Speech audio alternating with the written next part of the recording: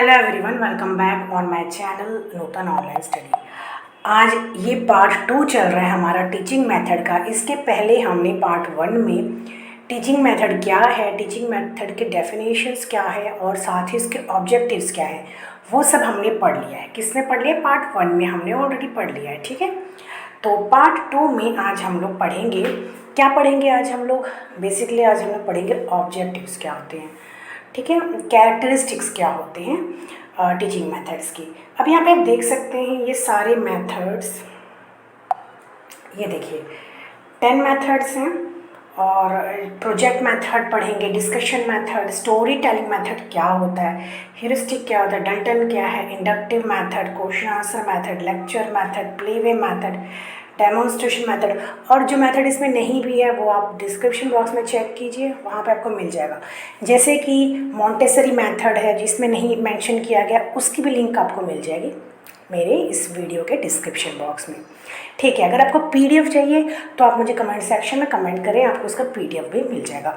लेकिन हाँ, इस वीडियोस को आप ज़्यादा से ज़्यादा शेयर करें जिससे कि मैं इससे रिलेटेड और भी वीडियोस लेके आ सकूँ। ठीक है, तो चलिए आज हम लोग स्टार्ट करते हैं पार्ट 2। ठीक है, देखते हैं।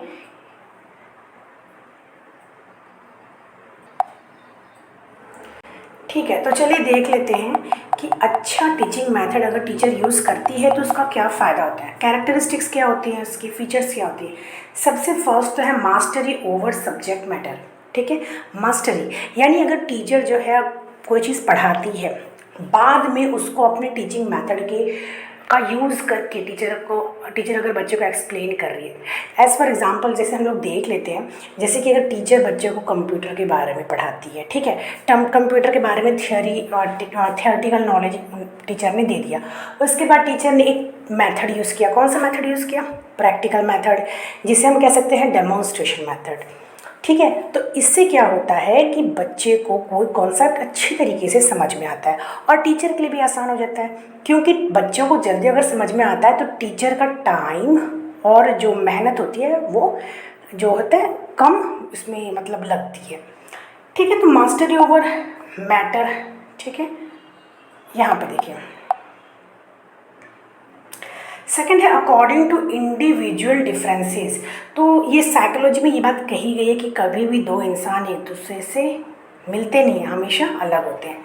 ठीक है, उनमें कुछ ना कुछ डिफरेंस ज़रूर होता है और यही सेम चीज़ अप्लाई होती है टीचिंग में भी। ठीक है, तो according to educational psychology the method which takes into consideration this individual difference, like यहाँ पे देखिए like age, ability, weaknesses, interest, etc. are the best method। यानी कि जो मेथड अगर हम यूज़ कर रहे हैं तो उससे क्या होता है कि अगर वो बच्चे के एज के हिसाब से, एबिलिटी के हिसाब से, इंटरेस्ट के हिसाब से अगर है तो वो बेस्ट मेथड है। ठीक है, इससे क्या होता है, टाइम और जो एनर्जी होती है वो सेव होती है। क्योंकि अगर टीचर बच्चे को पढ़ा रही है, ठीक है, थियोरेटिकल नॉलेज दे दिया, उसके बाद टीचर ने प्रैक्टिकल नॉलेज दे दिया, डेमोन्स्ट्रेशन मेथड यूज़ करके कोई चीज़ अगर साइंस का कोई कॉन्सेप्ट अगर पढ़ाती है तो बच्चे समझ जाते हैं। इससे क्या होता है, टीचर का भी टाइम सेव हुआ, बच्चों का भी टाइम और एनर्जी सेव होता है। ऑब्टेनिंग कोऑपरेशन, यहाँ पे देखिए, तो इसमें क्या फ़ायदा होता है कि मेथड जो हम अगर मेथड यूज़ करें तो उसमें क्या फ़ायदा होता है कि बच्चों का फिजिकल और मेंटल कोऑपरेशन होता है। क्योंकि बच्चे लोग भी क्या करते हैं, अगर कोई टीचर जो है कोई मेथड यूज़ कर रही है तो हो सकता है उसमें टीचर बच्चों को फिजिकली, यानी बच्चे हो सकता है उसमें कोऑपरेट करने के लिए बच्चे क्या करें, जैसे कि अगर होता है ना कोई मेथड जिसमें कि बच्चों को भी टीचर्स शामिल कर लेती है, तो उससे क्या होता है, बच्चे मेंटली और फिजिकली बच्चों का कोऑपरेशन होता है। ठीक है, यहाँ पे देखिए Herbert Ward and Frank Rose क्या कहते हैं, good method can result from the constant observation of certain broad principle. This include orderly procedure in teaching, arrangement of subject matter which will avoid wastage of time and energy. ठीक है। यानी Herbert Ward and Frank Rose क्या कहते हैं कि जो good method of teaching है, जैसे कि अगर टीचर अगर यूज़ कर रही है कोई मेथड ऑफ टीचिंग अच्छी तरीके से अफेक्टिव वे में, तो उससे क्या होता है टीचर का भी और बच्चों का भी जो है टाइम मैनेजमेंट होता है, टाइम और एनर्जी जो है वो सेव होती है और कोऑपरेशन भी इससे बढ़ता है। ठीक है, चलिए आगे देखते हैं। Make the topic enjoyable. तो ये तो ऑब्वियस सी बात है कि कोई भी टॉपिक अगर टीचर मेथड यूज़ कर रही है, कोई भी टीचिंग मेथड यूज़ कर रही है, जैसे कि अगर डिस्कशन मेथड हो गया और प्ले वे मेथड हो गया, ठीक है, तो टीचर अपना अगर इंग्लिश टीचर है तो वो प्ले वे मेथड यूज़ कर सकती है, स्टोरी टेलिंग मेथड यूज़ कर सकती है। साइंस टीचर है तो वो हमारा जैसे क्या है ये मतलब डेमोन्स्ट्रेशन मेथड यूज़ कर सकती है। तो अगर ये सब चीज़ है, ये सब मेथड अगर टीचर यूज़ कर रही है तो क्या होता है, बच्चे लोग भी एंजॉय करते हैं वाइल टीचिंग, मतलब क्लास में उनको भी अच्छा इंटरेस्ट आता है। अच्छा, 6th है एक्सपीरियंस बेस्ड। एक्सपीरियंस बेस्ड देखिए, इसको 2 पार्ट में डिवाइड किया गया, सेकेंडरी और प्राइमरी।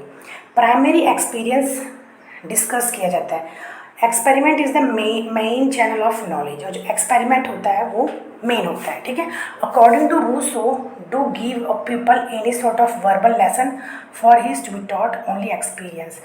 मतलब क्या है कि देखिए 2 तरीका होता है एक्सपीरियंस का। पहले तो अगर टीचर उनको समझा देती है, कोई चीज़ डिस्कस कर लेती है, उसके बाद अगर टीचर उसको एक्सपेरिमेंट के थ्रू अगर उसको सिखाती है, तो ये दोनों मेथड एक्सपीरियंस बेस्ड बच्चे को क्या होता है, एक्सपीरियंस मिल जाता है। ठीक है, आगे देखते हैं। Link knowledge with previous knowledge. तो इसमें क्या होता है, देखिए जो बच्चे जो होते हैं उनको हर चीज़ अगर टीचर समझा रही है अच्छी तरीके से, तो बच्चे लोग को आसान होता है। अगर कोई प्रीवियस नॉलेज है तो उसको टीचर लिंक किससे करती है, प्रेजेंट नॉलेज से, क्योंकि बच्चे लोग क्या करते हैं, आसानी के साथ कनेक्ट कर सकते हैं अगर बच्चे को समझ में आ गया कोई कॉन्सेप्ट ईजिली। ठीक है, आगे देखते हैं। Develop habit of work. इससे क्या होता है कि मेंटली और फिजिकली बच्चे को क्या होता है, इससे मतलब इसमें बच्चे इन्वॉल्व रहते हैं, तो उससे क्या होता है, बच्चे के अंदर हैबिट आती है वर्क की। ठीक है, महात्मा गांधी ने क्या कहा है, Mahatma Gandhi has emphasise this fact a lot. ठीक है, यहाँ पे देखिए, according to him I want the whole process of education to be imparted through some handicraft और इंडस्ट्री। तो गांधी जी क्या कहते हैं कि एजुकेशन में क्या होना चाहिए, सम हैंडीक्राफ्ट और इंडस्ट्री को भी इंक्लूड किया जाना चाहिए, जिससे कि बच्चे को कोई भी अगर नॉलेज दी जा रही है तो साथ ही साथ बच्चा उसका प्रैक्टिकल नॉलेज भी ले सके।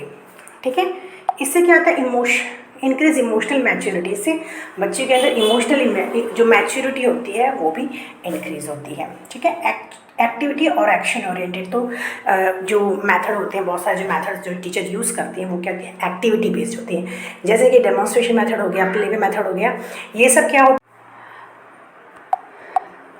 तो ये सब क्या होता है, एक्शन ओरिएंटेड होता है। ठीक है, आगे देखते हैं हम लोग अरोज इंटरेस्ट। इससे बच्चों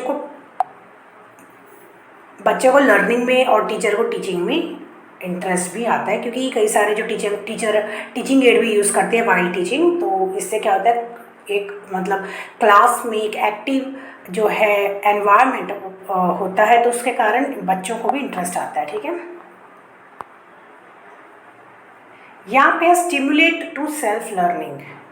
ठीक है, तो जो एक गुड मेथड होता है वो जो पीपल इज ऑल मतलब वो हमेशा पीपल सेंटर्ड होता है, टीचर सेंटर्ड नहीं होता है।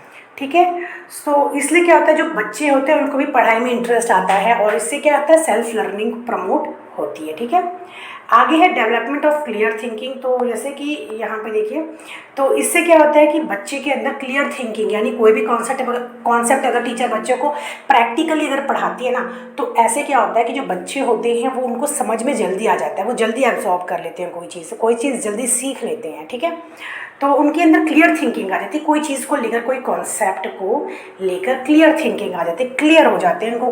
ठीक है, कन्फ्यूजन नहीं रहता है। अगर टीचर केवल थियोरेटिकली उनको मतलब शो करेगी या तो कोई पढ़ाएगी जो ट्रेडिशनल मेथड होता था, तो बच्चे लोग नहीं समझ पाएंगे। नेक्स्ट वीडियो में हम लोग पढ़ेंगे कि कितने टाइप के जो होते हैं टीचिंग मेथड होते हैं। ठीक है, पार्ट 3 में पढ़ेंगे। अगर आपको मेरी वीडियो पसंद आई तो अभी इसको लाइक शेयर सब्सक्राइब करना बिल्कुल मत भूलिएगा। मिलते हैं नेक्स्ट वीडियो में पार्ट 3 में, ठीक है। Till then bye, take care.